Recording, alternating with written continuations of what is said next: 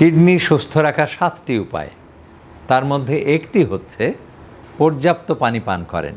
পর্যাপ্ত বলতে কিন্তু একদম যে 4 লিটার 5 লিটার 6 লিটার এইরকম নয়, মাপযোগ করে নয়।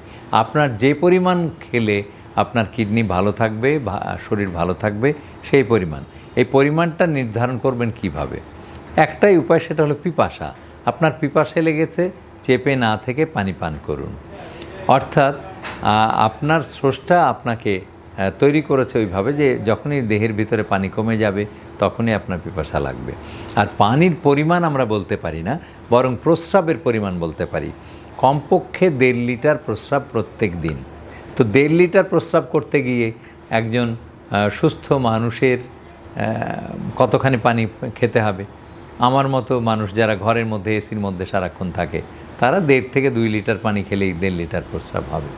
কিন্তু যারা রোদ্রে কাজ করছে, দরদর করে ঘামছে মাঠে ঘাটে কলকারখানায়, তাদের তো দ্বিগুণ পরিমাণ 3 লিটার 4 লিটার খেলেই তাদের 1.5 লিটার প্রস্রাব হবে।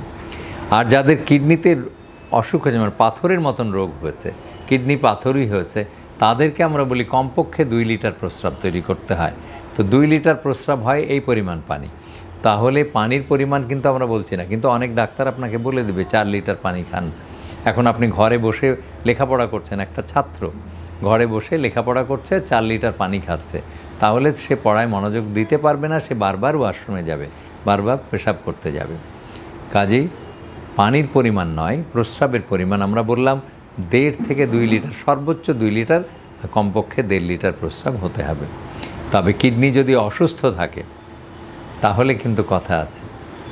কিডনি অসুস্থ থাকলে ডাক্তারের নির্ধারিত পরিমাণ পানি আপনি পান করবেন। 1 লিটার, কখনো কখনো 1 লিটারেরও কম, কখনো কখনো 1 লিটারের একটু বেশি, মানে 1 লিটার থেকে 1.5 লিটার, তার বেশি পানি নয় যাদের কিডনি অসুস্থ হয়ে গেছে। এই হলো পর্যাপ্ত পানি।